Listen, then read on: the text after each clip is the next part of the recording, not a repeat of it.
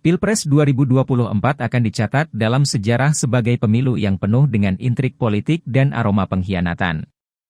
Tingginya presidential threshold atau ambang batas suara yang harus diperoleh partai politik dalam suatu gelaran pemilu untuk bisa mengajukan pasangan calon presiden dan calon wakil presiden, menjadi biang kerok lahirnya drama pengkhianatan yang tersaji di panggung politik Indonesia saat ini. Seperti diketahui dalam pasal 222 Undang-Undang Nomor 7 Tahun 2017 tentang pemilihan umum diatur bahwa pasangan calon diusulkan oleh partai politik atau gabungan partai politik peserta pemilu yang memenuhi persyaratan perolehan kursi paling sedikit 20% dari jumlah kursi DPR atau memperoleh 25% dari suara sah secara nasional pada pemilu anggota DPR sebelumnya. Meski beberapa kali pernah digugat di Mahkamah Konstitusi, MK, namun sayangnya gugatan tersebut ditolak, karena MK beralasan bahwa isi pasal 222 Undang-Undang Nomor 7 Tahun 2017 adalah konstitusional atau tidak bertentangan dengan UUD 1945. Dan MK tidak atau belum memiliki alasan hukum yang kuat untuk mengubah pendiriannya. Kondisi itulah yang kemudian membuat partai politik terpaksa melakukan sejumlah manuver untuk bisa mengakomodir kepentingan politiknya di Pilpres 2024.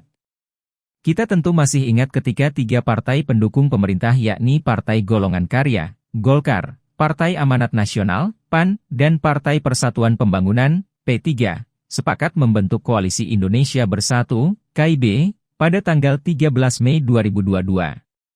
KIB menjadi koalisi partai pertama yang terbentuk dan telah memenuhi persyaratan presidential threshold dengan perolehan 140 kursi di DPR RI atau melebihi ambang batas 115 kursi atau 20% yang disyaratkan. Namun lantaran adanya pergantian Ketua Umum P3 dari Suharso Mono Arfa yang dicopot dan digantikan oleh anggota Dewan Pertimbangan Presiden, One Team Press, Muhammad Mardiono sebagai PLT Ketua Umum P3, konstelasi politik di dalam tubuh KIB pun mulai goyah. Di bawah komando Mardiono, P3 kemudian mulai melirik untuk bergabung ke gerbong PDIP dengan menyodorkan kader barunya Sandiaga Uno yang lompat dari Partai Gerindra sebagai cawapres Ganjar Pranowo. Hengkangnya P3 ke gerbong PDIP menjadi babak awal dimulainya drama pengkhianatan politik jelang Pilpres 2024.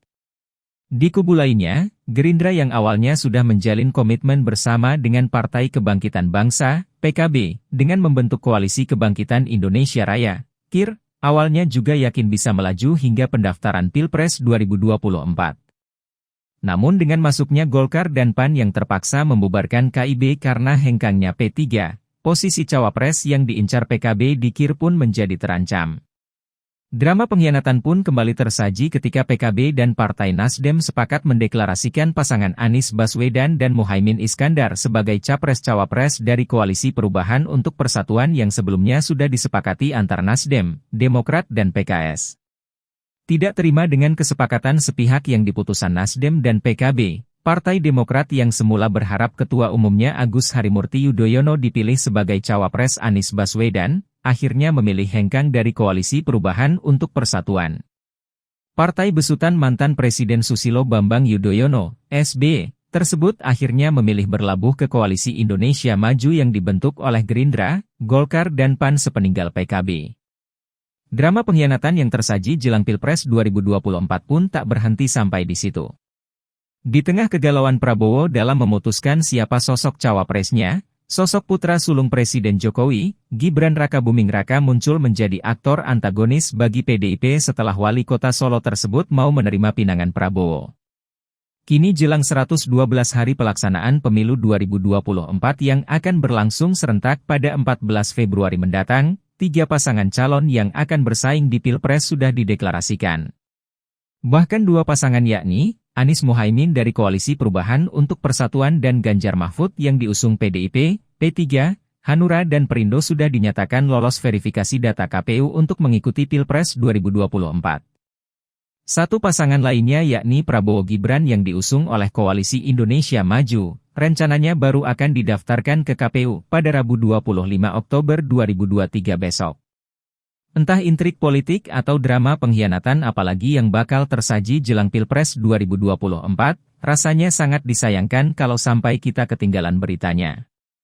Untuk update berita-berita menarik seputar politik dan Pilpres 2024, Jangan lupa terus saksikan konten-konten yang disajikan oleh redaksi podcastnews.id. Halo, selamat berjumpa dengan saya Anika, pembaca berita podcastnews.id. Saksikan terus konten-konten menarik dari kami. Jangan lupa subscribe, like, dan komen. Terima kasih.